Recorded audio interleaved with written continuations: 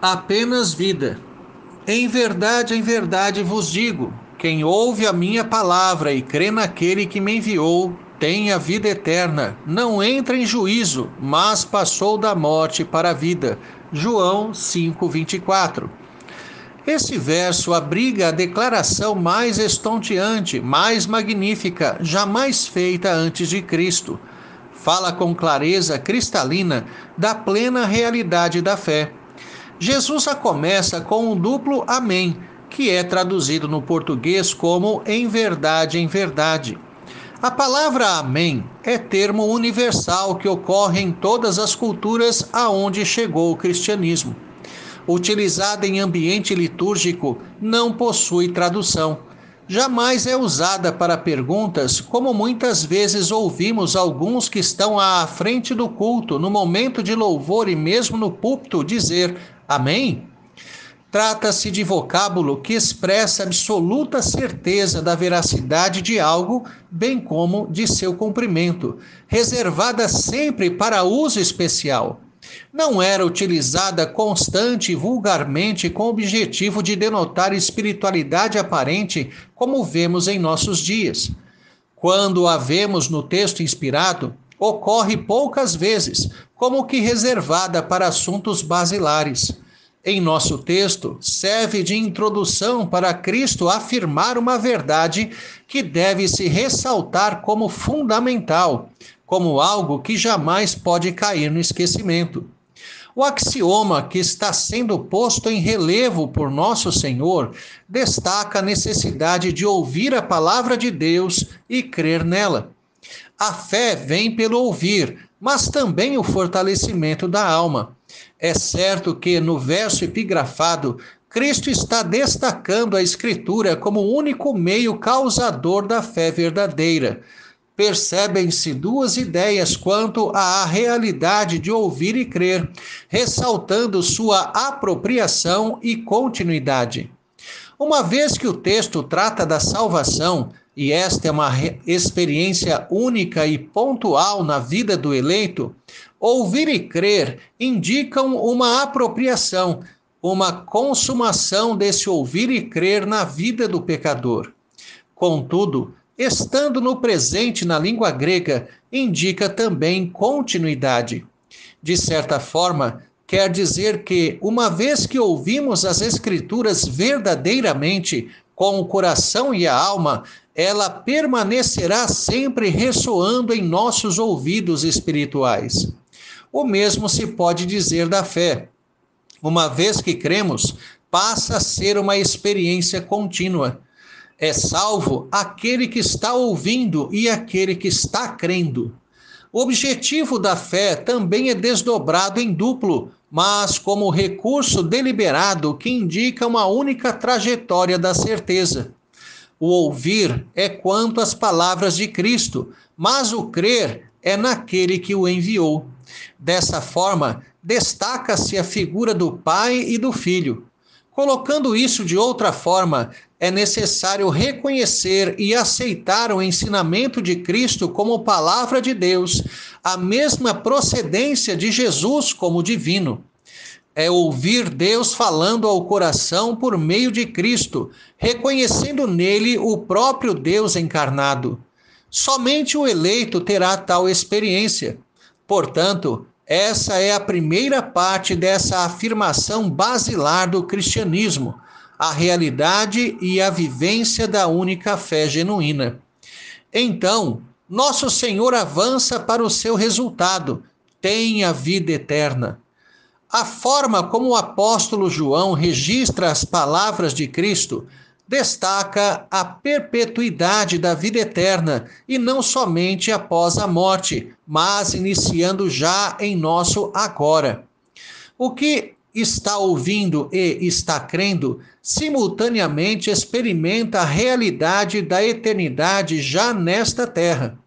Essa é a vida no Espírito, a terceira pessoa da Trindade, que não é citada no texto, mas está implícita na própria conversão e vida do eleito. A vida do salvo já lhe é franqueada pela graça de Cristo. passa a ser a sua própria existência, algo que jamais pode ser revertido. Sua vida não está mais debaixo da ira de Deus, por isso, não é alvo constante de juízo escrutinador, antecipador do juízo final e eterno. Sem dúvida, se Jesus tivesse encerrado sua argumentação aqui, já seria uma verdade digna de 4 améns. No entanto, há um clímax em seu arrazoado, o ponto mais alto, aquilo ao que ele quer conduzir seus ouvintes a ouvir e crer, mas já passou da morte para a vida. Essa última oração gramatical se inicia com uma conjunção fortemente adversativa.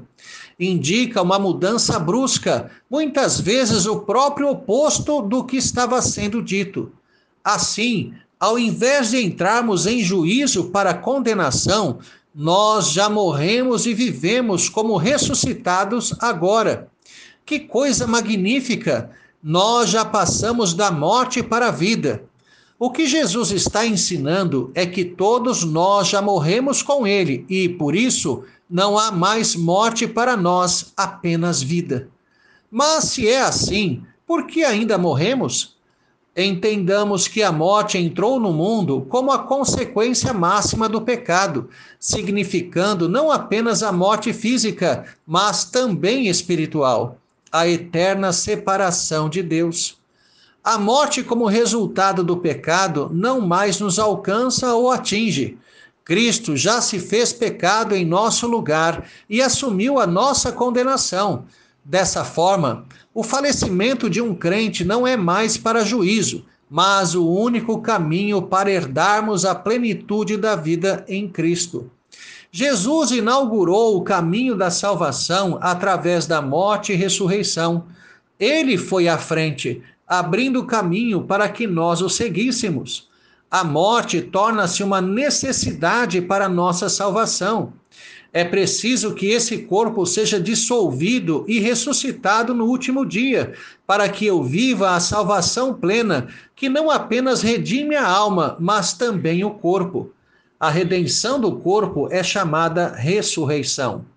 É maravilhoso entender que nós já vivemos eternamente e o que está diante de nós, já na presente existência, é apenas vida.